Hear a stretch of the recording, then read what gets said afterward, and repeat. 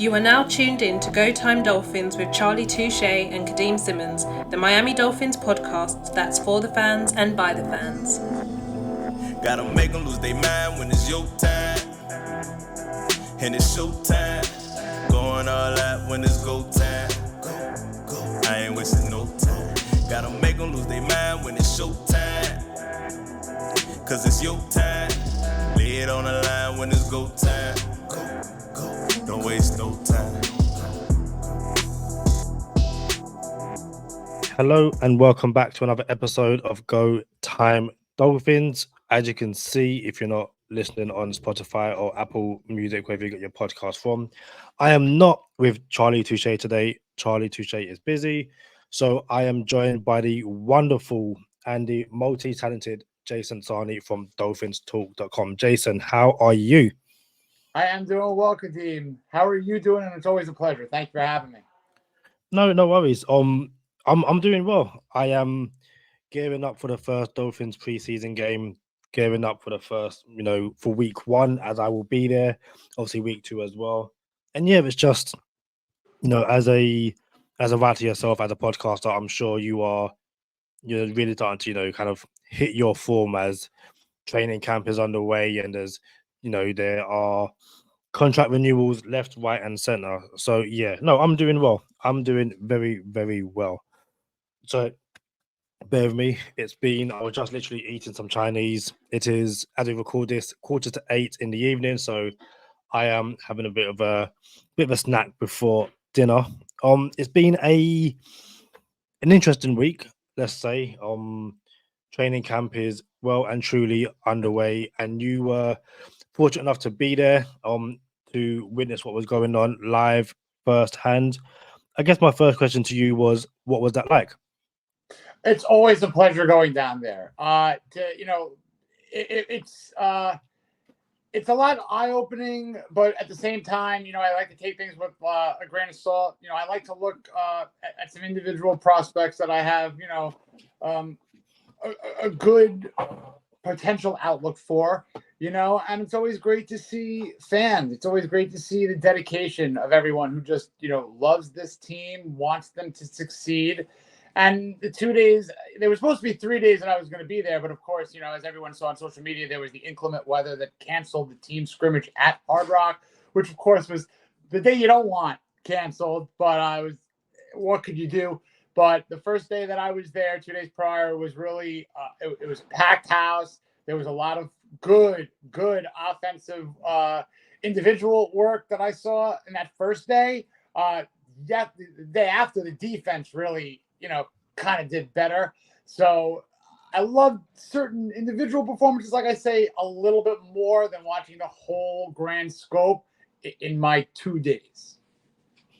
So obviously we speak quite a lot, just checking in, discussing news, all that kind of stuff. And when I spoke to you about jumping on a podcast because you're going into training camp, you mentioned that you kind of had your eyes on a few players and a few positions. I guess starting with the defensive ends or the edge rushers, depending on how you want to call them. Obviously, we know that Jalen Phillips and Bradley Chubb are returning from season-ending injuries last year. Shaq Barrett is, brought in the offseason, and then he retired before training camp. A few rookies in Chop Robinson and Mo Kamara, they are obviously brought in during the draft. And then there's a few UDFAs. Who stood out for you out of, I guess, the edge rushers that you saw? Well, immediately, and I say this with, again, a little bit of that grain of salt, because one day was pads, one day was without. But, Chop Robinson is so darn fast, and he looks as if the part. You know what I mean? He's got that swagger. He's got that, way about him. And when I saw him get on his, pass rush on the edge and dip, he was going against second, third string left tackles for sure. So I get that. But there's a certain sense of raw talent that you could just see, and you could just see it with Chop. Now, from vantage point, my only issue and not having done an adequate job of watching a certain player, I didn't get a good enough look at Muhammad Kamara from my vantage point. There's two fields, so sometimes, you're looking at one, you miss another play. So as it happens, I saw one or two instances where I was like, all right, nice. But from everything else that I've saw and heard from the reactions, and then hearing what people saw of what they saw, still going all in on Muhammad Kamara for potential. This is a guy who I think is going to play angry. And I don't mean that in a flag, hurting and doing things mentally bad. This is not like a former defensive lineman who played angry. That was egregiously angry. Yeah. This is a guy who's going to play motivated angry. 5th rounder. I have a theory that he wears 50 to basically say that to the league, you saw me as a 5. I can't wear that as a, couldn't take that number from Jalen. So I'm going 5 up. We're going 5th round. Everyone knows it. And I think that he's going to be a phenomenal find. The guy that I did see a lot of listen, Kadeem, you play fantasy football? Yeah, I'm not that good. I'm not that good at fantasy football, so I'm not going to sit here and say that I really know what I'm doing. I forget to pick my team. I just, I play, but I retired years ago. 2 guys that I think could absolutely win leagues for fantasy fans, and we're going to kind of shift to the tight end room for a half a second with one of them, is Jonnu Smith. Doesn't look like a tight end. Like, he plays like a wide receiver. He's got the athleticism. I saw him one day worth, and I just really liked what I saw of his yards after catch ability, where he was used, how he was used. And going back to the prospect, I think if you're playing in a point per reception league or a dynasty league, Malik Washington is like a Mighty Mouse. He is short, okay? He's 5'8" in cleats, but he is lightning fast. Everything that I saw go his way, he caught. Diving catch with a beautifully led ball from Tua, 45 yards. Some people will say it was underthrown. Look, when you got these speed burners, look at where they're thrown. It's thrown where they can veer off to the right or left after the ball is put where, I don't care where it's thrown, get it to the guy. And I think Malik Washington is going to be good in deep passes. And I think he's going to be used in tricky ways, particularly and consistently in the slot. He was doing well. So Malik Washington, drafted, and everyone knows about Tyreek Hill. Everyone knows about Jalen Waddle. We've added Odell Beckham Jr. You've still got Craycraft 400 or 4,000, whatever Charlie calls it, but with a Craycraft. Eric Ezukama. Malik Washington sounds like he's purely a slot guy, but are you saying he's good enough to basically take snaps from others, basically not name Jalen Waddle and Tyreek Hill? Or is he that good? Is it a case of he can be certain down and distances, or as the season goes on, he's going to basically make his way into the starting rotation? I think it's going to be a progression. I'm not saying like that. I referenced the term the dynasty league. That's basically saying, draft and stash from a fantasy standpoint. You know what I mean? Yes, the slot is where I think he could be used at pro-ready, immediate.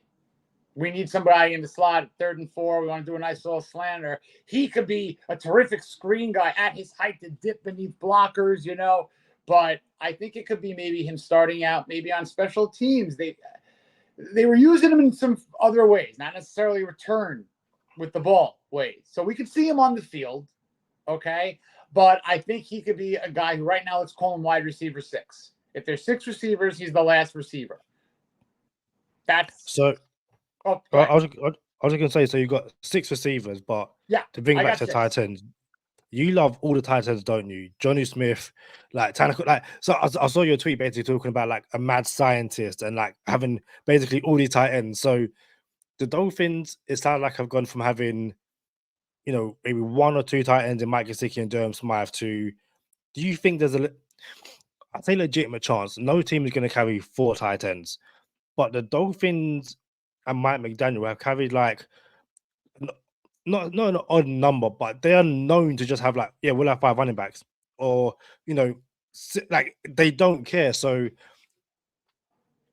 I don't want to say who's the tight end that misses out. Could we see the Dolphins use all 4 tight ends?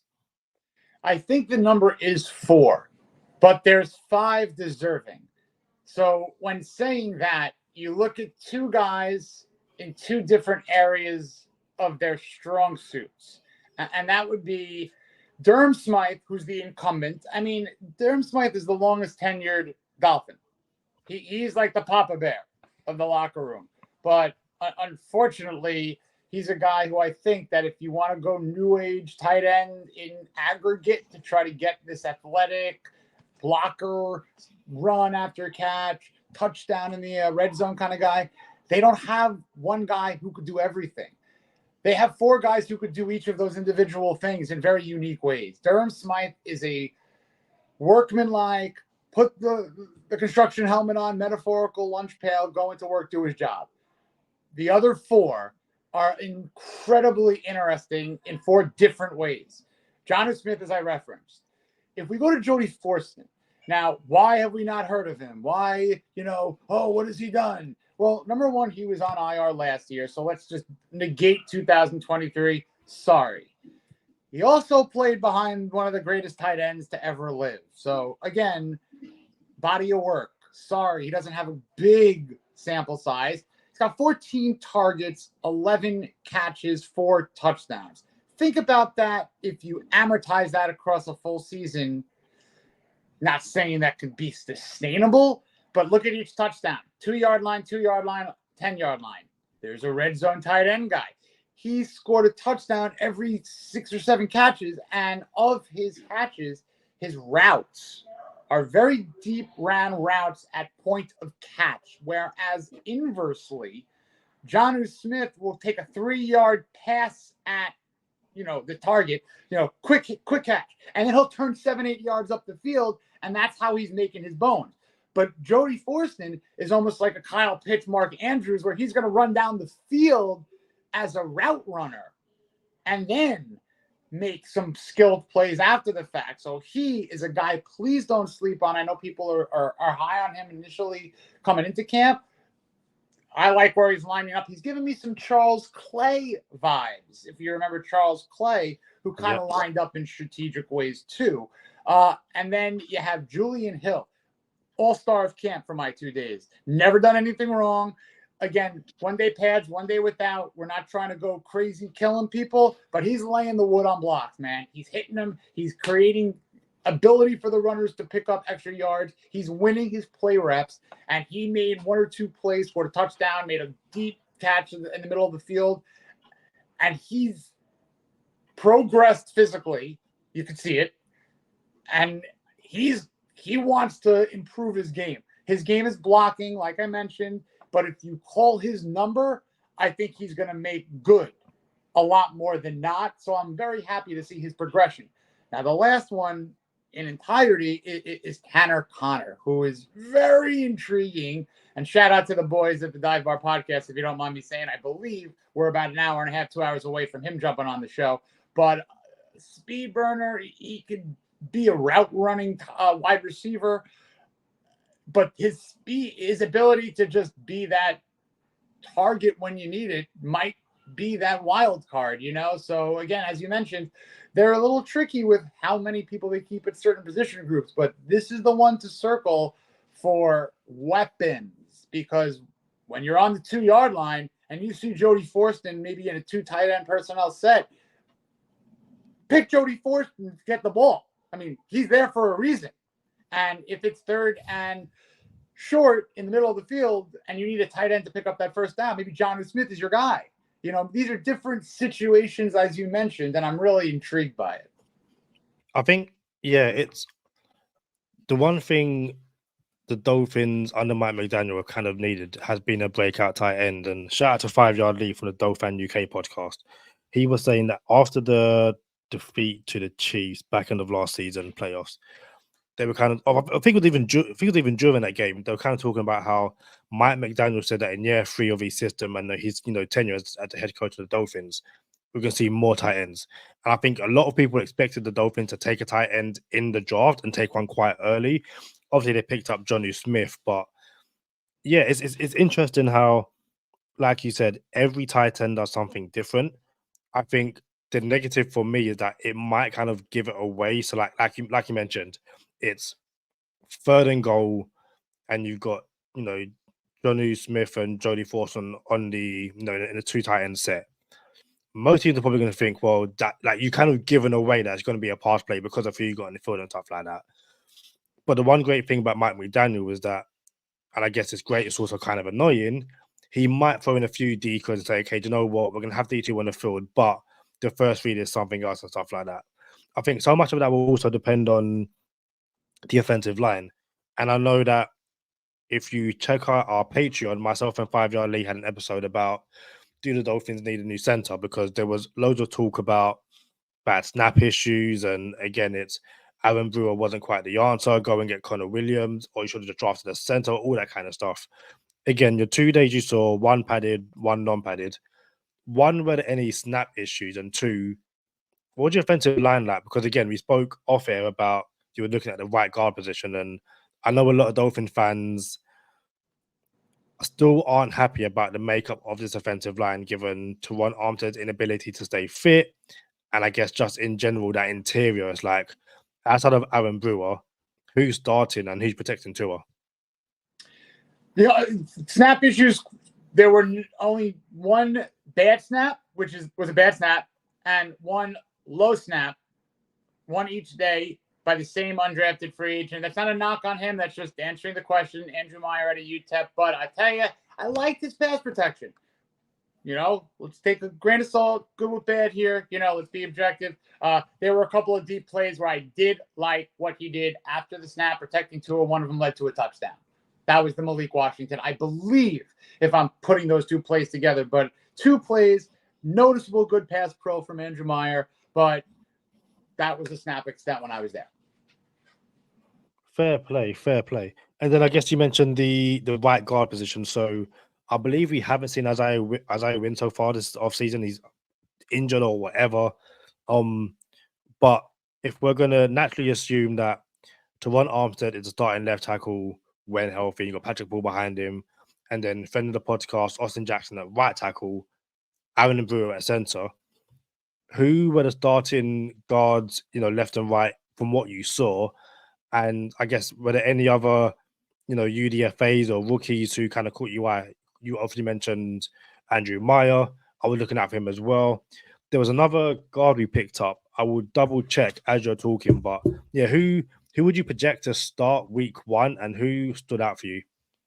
Unfortunately, I saw a lot of offense and I mentioned Chop Robinson dipping on the left side. So my vantage point for the right side to analyze a right guard or a right tackle was not perfect. And that was the padded day. So that was the wrong day to miss out on like a lot of the right side. I really wanted to look a lot of Matthew Jones. So I have an incomplete grade there. I did not get enough look to give a grade. It's tough overall. It's tough overall with your left guard spot because you hope Isaiah Wynn is ready. And I'm going to hopefully think that they do one of their administrative measures and he is ready week 1, week 2. But I do have high hopes for Robert Jones. I do think that he can handle right guard. I really wanted to get a good look at free agent Jack Driscoll. I did not see a situation of him whatsoever. I'm intrigued a little bit about what Ryan Hayes might bring to the table. I saw 1 or 2 situations with him, but I did not get a terrific, glimpse of those right guard, left guard scenario spots that are problematic. And again, the issues with Meyer weren't terrible and nice pass pro. So that's the offensive line in a nutshell. But you got Austin, as you're right. You hope for the left tackle to be solid all year with Teron, but if not, you got to admire Kendall Lamb. You really hope that Patrick Cole takes over. That would be a win if all of a sudden he's your backup to Teron soon. Again, can't say anything definitive of if he should be that right now, but Lamb is a very capable backup. But Teron Armstead, you hope you get the best of him. You hope Wynn's out there. And Brewer, I hope he just does some work with Tua, gets the snap situations consistent, get the cadence right, get everything on the same page. And let's say that there's a hopeful optimism that Butch Barry could put it all in a blender and just match the offense, meaning it's a quick hit offense. They don't need to do so much from the past situations to win, to be successful. They obviously keep Tua clean. But to me, the offensive line will never take the next step until it's 3rd and short, and they're going to pound it down the A gap or the B gap or down your throats. That's what's lacking is the ability for 5 guys to win against the trenches, push forward, and get a running back a yard or two. You're throwing too much behind the line of scrimmage if you're the Dolphins, and I believe, Kadeem, they only went 15 rushing plays last year as a whole on 3rd and 1 or 4th and 1. That's dead last in the league. Yeah, like I mentioned earlier, it's be it through personnel, be it through, I guess, just the way Mike McDaniel set things up. It was, you could see the frustration on social media and just among fans. It was like 3rd and 1. We all know you're going to pass. We all know it. So if we know it, then Everyone. yeah. And, it's people talk so much about Dolphins not being able to win in cold weather and all that kind of stuff. And part of that reason is if you can't grind out hard yards on 3rd and 1, you become so predictable, I guess. It's very annoying. I just want to say, we're 20 minutes into this episode and just genuinely thank you for the honesty. I know there are some people who will try and make out like they went to a training camp or a game and they saw every single thing and, just your ability to say, didn't see much of that, but from what I saw, I'm sure all the Dolphin or the Go Time Dolphin fans, because I know I'm very appreciative of that. You're not blowing smoke up our wazoo, so greatly appreciated. I appreciate that. A few more names. And again, I saw you again. We're all about shouting out people here on Go Time Dolphins where possible. So, shout out to Ryder McConville. Yeah. He tweeted about Grayson Murphy, the UDFA edge rusher. You also, quote tweeted saying outstanding film breakdown. Give him a watch and a follow. I coincide that what you just said. Did you manage to see much of Grayson Murphy? Again, it's a position group which for the start of the season, at the very least, obviously we just brought back Emmanuel Ogba, but there's definitely snaps to be won. And again, you would assume that once Chubb and Phillips return, not that they will see the majority of the snaps, but they will be like your starters and stuff like that. So let's say for at least the first month, Dolphins are going to need people to step up. And yeah, if you saw any of Grayson Murphy, Grayson Murphy, yeah. What was he like? The good thing about being a training camp too is you're focusing on the player. The ears help too because the other people around you. And another shout out. I'm going to shout someone out. Listen, I had the honor of meeting TD Finstock, and I think he's a great guy. And we had a blast. I had CB83, Miss Fins, plenty of people. Batman. Sometimes, and shout out to all influencers, content creators doing your thing. Please, everyone, keep going. We're better together. That's just my whole thing, inclusion, not exclusion. But, I heard a lot of these people mention Murphy while my eyes were somewhere else. So I relied on them, and there's good things to be said about him as well. I saw good things about like Quentin Bell, but again, it was also against like reserves, and he's, someone that like he's been in the league a while. Why? Why hasn't he like hit it yet? But Murphy, I like. If I had to put a betting chip on the table of like a plus money player, meaning someone who's like an underdog really, to win the bet and make a good profit, Murphy's a good guy to put a dime on. I think he might be able to squeeze on this roster, albeit a couple of weeks in, if there's an administrative move, you might get sent down, what have you. But to make an initial roster with all the PUPs and the need, yeah, I think he's in the talk. He's definitely in the talk for it. Yeah, I think again, the Dolphins have a great track record under Chris Greer. So shout out to our scouting department as well for finding gems, in the UDFA class every single year. Going back to Kadeem, who obviously Preston Williams didn't quite work out, but when healthy was an absolute, phenomenal player. So again, I feel like I'm like you. I like seeing who the next UDFA to make their name. And I always bet on at least one or two, not only making the roster, but becoming, genuine contributors in their rookie season, because that's just the way things tend to work out in Miami. So, no, absolutely excellent. One of the final position groups I want to focus on will be the running backs. Because again, obviously, Devon Achan had a phenomenal rookie season. Raheem Mostert is still knocking around, still playing excellent football. Jalen Wright we just picked up, but also I still feel like you can't count out Savon Ahmed because he always finds a way to not only make the roster, but when his number's called, still contribute. So, what's the running back room looking like? And was there anyone, I guess, outside of who I just named, or did Jalen Wright look really good? Again, it's training camp, so I guess anyone, and feel free to say it in the comments. It's only just training camp. What's it going to be like when we have the Falcons in preseason or week 1 against the Jags? But right now we can only go by what we're seeing, and you want to see more positivity than negativity. So yeah, what's the running back room looking like the first few weeks in training camp? I love this running back room. I mean, look at it last year. You have records all over the place with multiple people as a whole, and again, in aggregate, to me, if there was a mad scientist creating the best running back, there's an argument that Raheem Mostert's, wisdom, leadership, ability to consistently pick up over 5.5 yards over the lifeblood of his career. Literally, he's one of the top 3 in the world at yards, per rush attempt at minimum. He's with Bo Jackson, Jamal Charles, and consistency in getting those amounts of yardage. Devon Achane is incredible. It is so versatile in those trickle passing games too. Watch for him lined up as a receiver in the slot too. I mean, that was out there. He was in the orange jersey, not in the backfield. So he is going to be used as a weapon.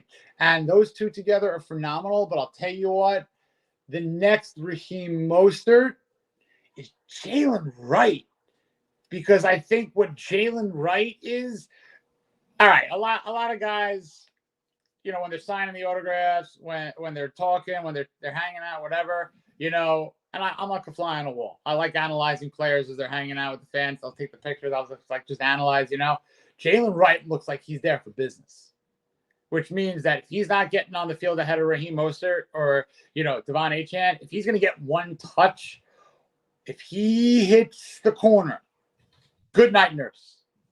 I mean, that's his thing. We all know that. But if there's anyone who's going to break Lamar Miller's touchdown record, I believe it's still Lamar Miller's back in the day. Like, if there's a 90-plus yard touchdown runner, this is a guy who could hit it. I'm telling you, he is going to be a find in a year or two when it might be right at Achane's backfield. Not saying that Achane's not the RB1, but look at what we're dealing with here. We're dealing with the San Francisco Niners backfield. We don't have a Christian McCaffrey, but we have him in the aggregate.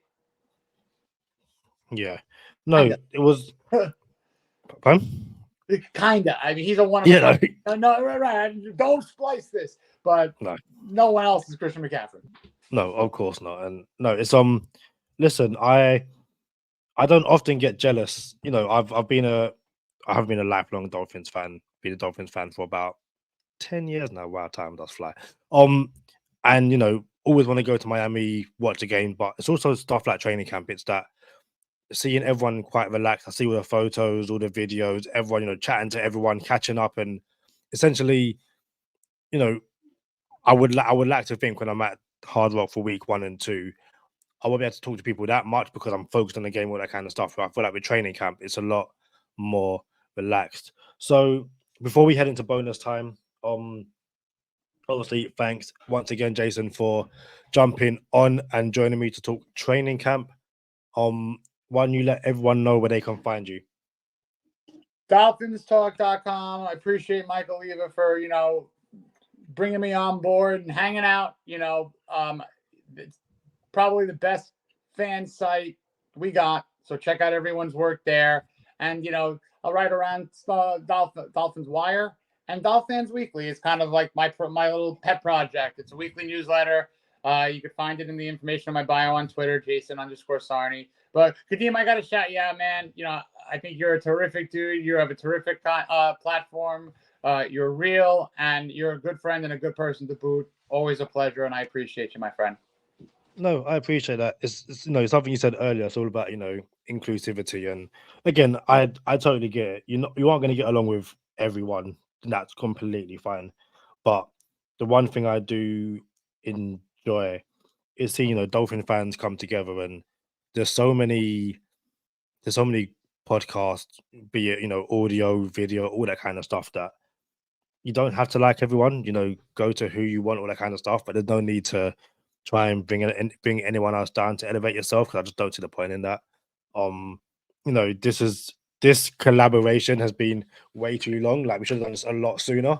But again, it happens, and I would like to think that going forward we'll have you on a lot more, just to chill, chop it up, and like I said, there was no lies. Everything was not only what you thought, but also, if you didn't see something, you didn't see something. And like I said, I genuinely appreciated that you didn't come in there and say, I saw Tua do X, Y, and Z, when really and truly it didn't really happen. So no, like I said, greatly appreciate you coming on and just being straight up honest with the Go Time Dolphins fan base. That's what it's all about. Listen, we're all fans at the end of the day, but I like to think first and foremost there's an objectivity to what I do. I definitely think I skew towards the positive and the looking for potential. There's negatives, folks, but I'm not going to write the bad review. How many times do you enjoy a really excellent restaurant and then say, you know what, let me write a good review? Not many people do that, but a lot of people run to the bad review too quickly before giving it a second chance. I like to let a little bit more time before I cut bait on a player, person, situation, what have you. No, appreciate that. So stay tuned for bonus time. I will try and do the outro without messing it up. But yeah, as Jason just said, he does talk negativity, but can be negative. So I would definitely ask him about the negative, stuff that wasn't so good in training camp, other end of bonus time. So thank you for joining us on this episode. Stay positive, test negative for Kadeem Simmons. Obviously, I'm with Jason Sarney. Thank you so much, and I will check you out on the next one. Peace. Gotta make them lose their mind when it's your time. And it's showtime. Going all out when it's go time. I ain't wasting no time. Gotta make them lose their mind when it's showtime. Cause it's your time. Lay it on the line when it's go time. Don't waste no time. Gotta make them lose their mind when it's your time. And it's showtime. Going all out when it's go time. I ain't wasting no time. So, we just had all the positive stuff from training camp, and Jason, said what he saw. And again, maybe it didn't happen, but I can't imagine that everything was completely perfect. No. Do you have any worries from what you saw over the 2 days during training camp? False starts in the offensive line. The offensive line, I'm just worried about. It's not solid. I mean, if you ask me about a solid offensive line and I can't be solid on 3 out of the 5 because there's injury, there's question mark. You're looking at one person who I could write a line of endorsement for, and that's Austin Jackson. And I'm incomplete on Aaron Brewer. I don't know who I'm looking at right guard at the moment because there's not enough sample size. Same thing with left guard behind Isaiah Wynn, who's an injury risk. And Teron Armstead is, what you got when he's at his best, but you know what you got when he's not there. And that's Kendall Lamb or worse. And that's not a knock on Kendall Lamb. So the second day padded, a lot of flags, a lot of laundry.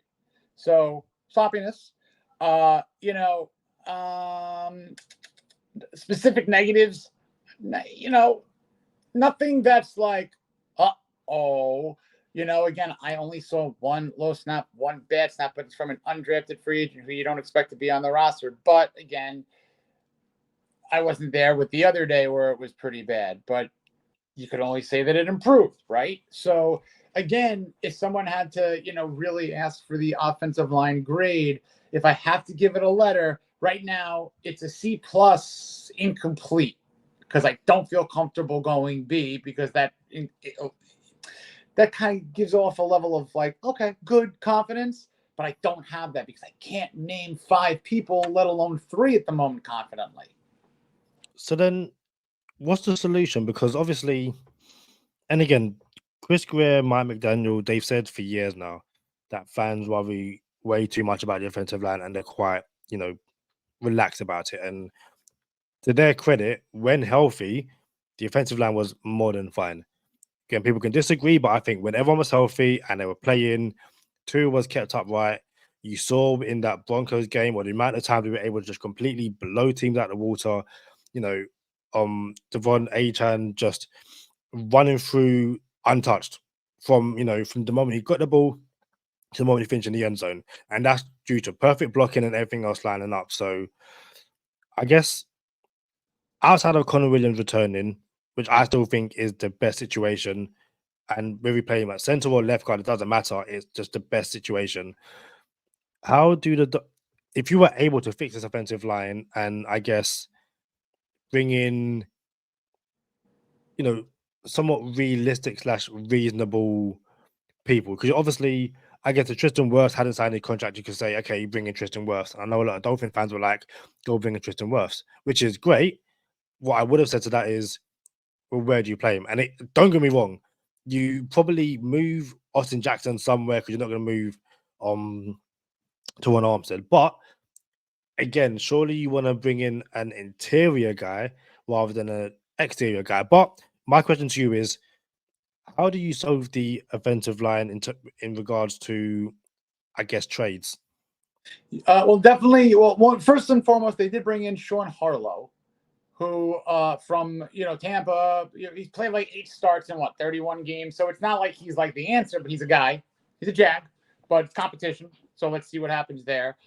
But definitely I would say we mentioned the tight end room. And again, I love Durham Smythe. And I'm glad this is bonus time because it's kind of like that extra kind of sprinkle of fun good or predictions or whatever. If you're going to call around the NFL and say if there's a marketable player that you have on your roster, and if you want to move a lineman, if there's a player for player deal, you move Durham Smythe for a right guard, if that's what you want to do. I'm glad you also mentioned Connor Williams. Look, I admire how good Connor Williams is, and sometimes, a player wants to play a certain place. There's desires where a free agent wants to play regionally, state, personal, whatever. I had heard very confidently that it's just time for the next adventure. Quote that. And I'm not saying that's from directly the play, you know what I'm saying? But through the friendly channels, the circles of whomever, there might be just no other reason just to say thank you. It's been great, but I want to see what else happens. The Dolphins might have said, we need you.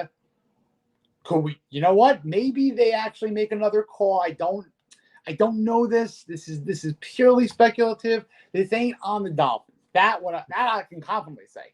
But if you are the Dolphins and you're desperate and he's still available and you might want to let money speak, they have that wiggle room clearly, even after, that Tyreek money to do so. It's there. You could figure something out, I'm sure. I think the ship has sailed. If you want to put it percentage wise, so I can save face, whatever. All right. I think the ship has sailed, but it's not at the fault of effort. Remember, he did turn down an extension. There wasn't, again, like Christian Wilkins, there was effort. There was an extension offered, but call it a low ball, we'll try to sign you for our price. It didn't work out. Yeah. Didn't work out. And I guess we can't leave here without talking about Carl Ulbrich, who we had on the show last week, and you were fortunate enough to not only meet him in person, but watch him punt live. And it's interesting because a lot of people will turn around and say he's been out there for over a week now. The Dolphins haven't called him in, haven't spoken to him. There must be a reason for that. But as we said, if not on our Patreon episode, it might have been in bonus time on YouTube. It's no disrespect to Jake Bailey, but I don't think many Dolphin fans can sit. Zero disrespect in these efforts to Jake Bailey, by the way. Zero disrespect. But it's also a case of, it's a few things. One, no one can sit here, and I think even to be totally honest, in the building and say that Jake Bailey was good enough last year. And I think there were times where it's like the punts aren't anything special. Obviously, we didn't bring back Thomas Morstead, but I think going into the offseason, people expected there to be competition at the punter position because, again, as Chris Greer likes to preach and so does Mike McDaniel, they're always looking to improve where possible. No one's job is really safe. And I think looking at this particular situation, obviously Danny Crossman addressed it, might have been Thursday or Friday, and Carl Ulbrich then came in at like 2:30 to say, hey, If I'm missing you, then I will be here extra early with coffee and donuts. So I guess only speaking to him on here, what's he like in person, and what, not so much what do you make of the situation, but kind of how have we got here? Before I talk about Kyle, who is a terrific kid, I mean, from meeting him, from speaking to him, he is a humble, he is a gracious, he is a good human, he is a wholeheartedly good kid. The dedication, everyone can see it. If anyone thinks he's a kid off the streets, I invite you to look at his statistics. Okay, he's a decorated punter. In certain statistics from his 2022 senior year at Middle Tennessee State University, top 2, top 5, top 10 in certain metrics nationally, Division I college football. Prior to, I mean, just to preface everything again, sorry, I used to be a recruiter. So part of, and I didn't recruit for football players, obviously. I recruited for finance, accounting, property managers. But I don't care if you're an accountant, a controller, a custodian, a regional property manager. I interview a person first. And then I have to screen the person before I represent the person in terms of any type of positive talk at my reputation, at any type of a reputability of my word. I saw the kid work out. I saw 75 punts of his. Does he deserve an interview? Yes. Will he get the job? I can't say that. I always told that sending someone in to the candidate, look, I'm trying to get you into the door. You got to close the deal, but I'm not sending you in unless I'm confident that you can.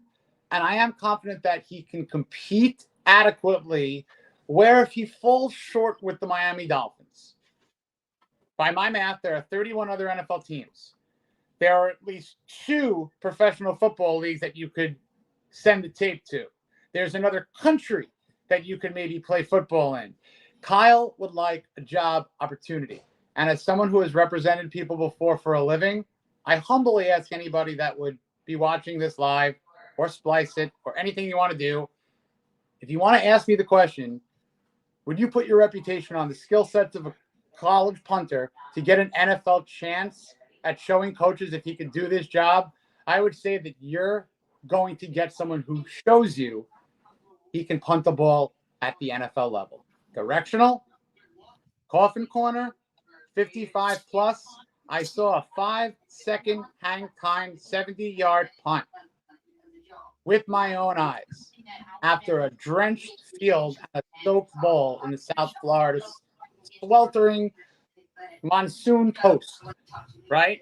This kid will step up, and I think we're going to see him punt in a league. And the best way to get another job is to have a job. So if he needs to be in another league and get some footage, his journey is not over, and it will not stop.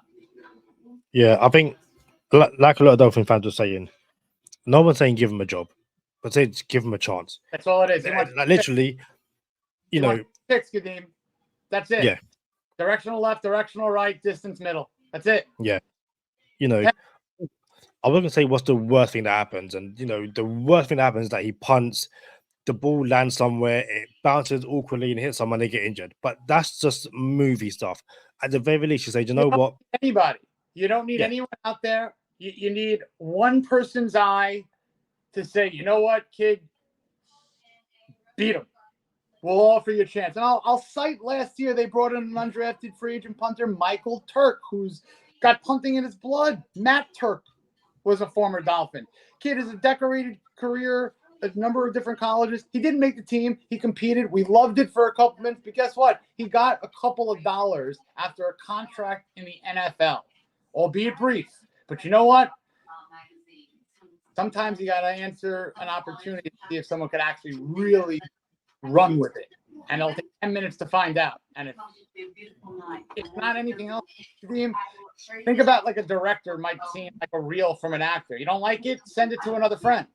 What if the assistant special teams coach sends it to a guy in the CFL, send it to another person? It does end with the Dolphins. Yeah. Jason, thanks once again for joining me and, bringing your amazing insight to the Go Town Dolphins community. Wish Carl nothing but the best. And as Jason said, you can find him over at Dolphins Talk. Why am I doing it? Jason, again, tell them where they can find you. DolphinsTalk.com, Dolphins Wire, and Fan Weekly is my newsletter that, kind of the baby, the pet project. You heard it here first. Guys, we shall see you on the next one. Peace.